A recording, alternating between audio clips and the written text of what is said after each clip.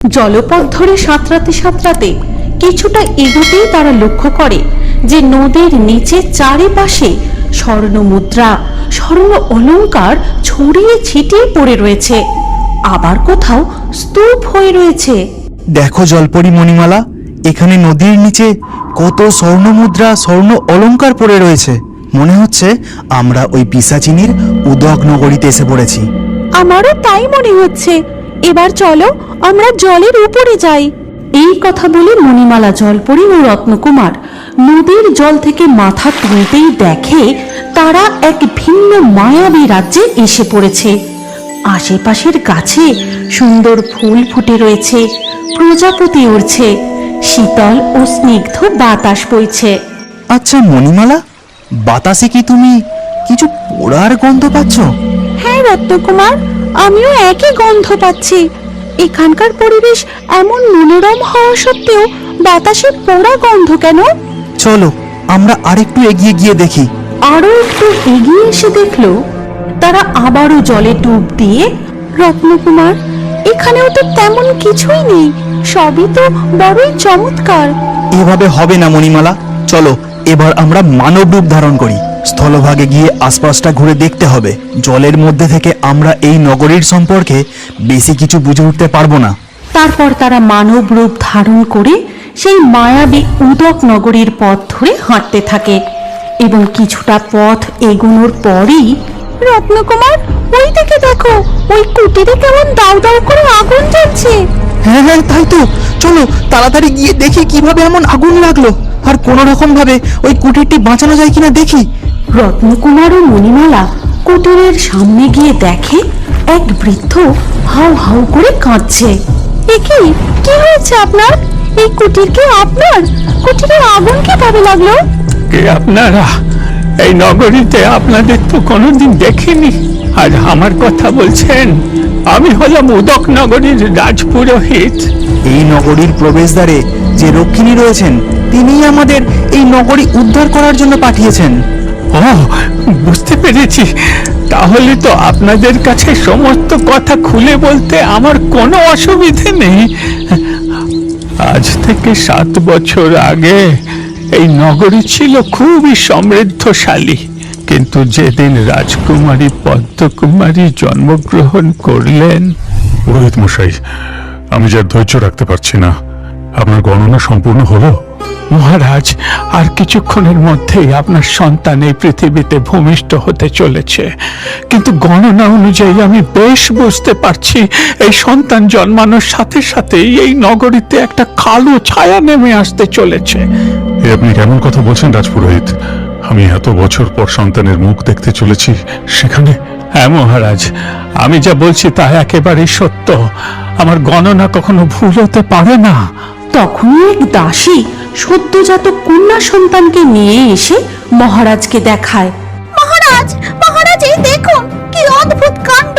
মহারানীর গর্ভ থেকে এমন এক অদ্ভুত সন্তানের জন্ম হয়েছে যা দেখে আমরা সকলে স্তম্ভিত। দেখা যায় দাসীর হাতে যে সন্তান রয়েছে তার অর্ধেক মানুষের মতো, অর্ধেকটি মৎস্যের লেজ। এ কি কাণ্ড! এবার আমি কি করব রাজপুরোহিত? এখন আমি কি করব? এই সন্তান যে সত্যি স্বাভাবিক নয়। দাসী, ওই সন্তান আমাকে দাও, আর এখন তুমি এসো। এরপর দাসী রাজপুরোহিতের কোলে রানীমার সদ্যজাত সন্তানকে দিয়ে সেখান থেকে চলে যায়। মহারাজ, কোনো কিছু যে অশুভ হতে চলেছে তা আমি আপনাকে আগেই জানিয়েছিলাম, কিন্তু রানীমার গর্ভে যে এমন রূপে সন্তান জন্মাবে তার ধারণা আমি করতে পারিনি। মহারাজ, এই সন্তানকে আপনি সাগরের জলে ভাসিয়ে দিন। না, কখনো না। ও আমার সন্তান, এই উদক নগরের রাজকুমারী। ও আমার রাজমহলের পিছন দিকের ওই পদ্ম পুকুরে থাকবে পদ্মকুমারী হয়ে, আর এই সমস্ত কিছু একেবারেই গোপন থাকবে। এই রাজ্যের কাকপক্ষীও যেন টের না পায়। তার জন্য আপনাকেই যথাযথ ব্যবস্থা করতে হবে রাজপুরোহিত। এরপর ধীরে ধীরে পদ্মকুমারী উদক নগরে রাজার পদ্ম পুকুরে বড় হতে থাকে। কেটে যায় বেশ কিছু বছর। পিতা, আপনি এসে গেছেন? আমি সেই কখন থেকে আপনার জন্য অপেক্ষা করে আছি। হ্যাঁ মা পদ্ম, আমি জানি তো তুমি আমার জন্য অপেক্ষায় থাকো, কিন্তু কি করব বলো, সকলকে লুকিয়ে এখানে আসতে একটু দেরি হয়ে যায় যে। পিতা, আজ রাজ্যের কি খবর? রাজ্যবাসী কেমন আছে? রাজকার্য সব ঠিকঠাক চলছে তো? হ্যাঁ পদ্মমা, তোমার জন্মের পর থেকেই তো এই রাজ্য আরো সমৃদ্ধশালী হয়ে উঠেছে, কিন্তু তবুও দুঃখে আমার বুকটা ফেটে যায়। তুমি এই রাজ্য নিয়ে এত চিন্তিত, অথচ রাজ্যবাসীকে আমি তোমার সম্পর্কে কিছুই জানাতে পারি না। আচ্ছা পিতা, মাতা কি এখনো আমার সম্পর্কে কিছুই জানেন না? ওনাকে যে আমার বড্ড দেখতে ইচ্ছা করে। তোমার তো কিছুই অজানা নেই মা পদ্ম, তুমি আমার অবুঝ কন্যা নও। তবুও তুমি মাঝে মধ্যে এমন প্রশ্ন করো, তার উত্তর যে আমি কি দেব বুঝে উঠতে পারি না।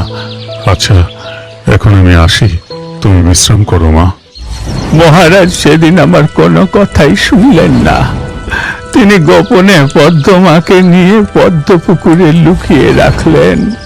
এইভাবে যখন পদ্মকুমারীর 7 বছর বয়স, তখন একদিন সকালবেলা হঠাৎ, রাজা বিপ্রকান্ত, রাজা বিপ্রকান্ত, এখনই আমার সামনে আয়।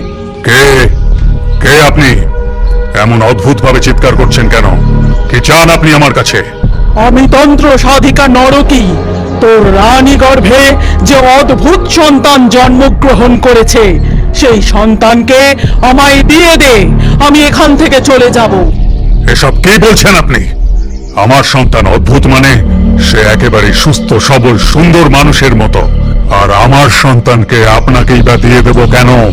এখনই বেরিয়ে যান, বেরিয়ে যান আমার রাজ্য থেকে। তাকে আমার হাতে এক্ষুনি তুলে দে। বল, তাকে কোথায় লুকিয়ে রেখেছিস?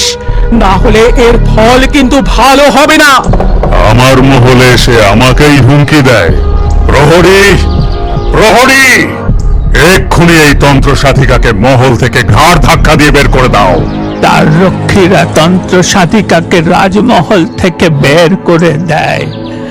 তারপর ওই তন্ত্র সাধিকা ফিরে যায় তার গুহায়।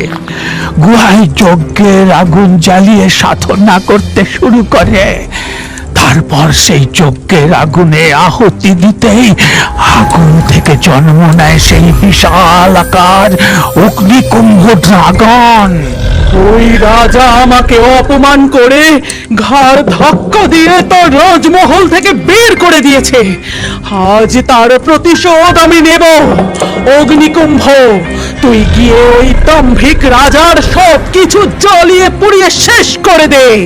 তারপর রাজার অদ্ভুত কন্যাকে তুই খুঁজে তুলে নিয়ে আয়।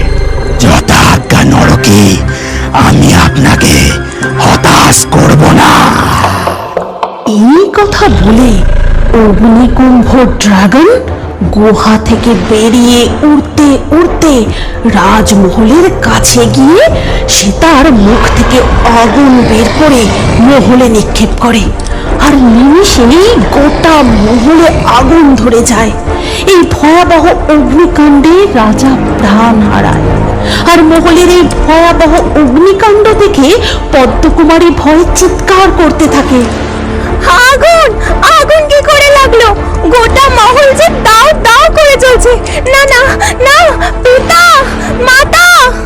পদ্মকুমারীর চিৎকার শুনে অগ্নিকুম্ভ ড্রাগনের নজর গিয়ে পড়ে সেই পদ্মপুকুরে। এই তো পেয়েছি, নিশ্চয় ওই বালিকা রাজার সেই আশ্চর্য কন্যা। নরকি এই কন্যাকেই বন্দি করে নিয়ে যাবার কথা বলেছে। আর তখনই ড্রাগন অগ্নিকুম্ভ পদ্মকুমারীকে পায়ে করে তুলে নিয়ে সেই গুহায় গিয়ে পৌঁছায়। এই নাও নরকে রাজার সেই আশ্চর্য কন্যা। রাজা পদ্মপুকুরে লুকিয়ে রেখেছিল এই কন্যাকে, কিন্তু সে আমার চোখকে ফাঁকি দিতে পারেনি। পেয়েছিস, পেয়েছিস খুঁজে। এবার রাজা কি করবে? কিভাবে বাঁচাবে নিজের মেয়েকে? আজ থেকে এই মেয়ে হবে আমার সাধনার উপচার। রাজা রাজা তো আর কোনোদিনই কিছু করতে পারবে না নরকে। সে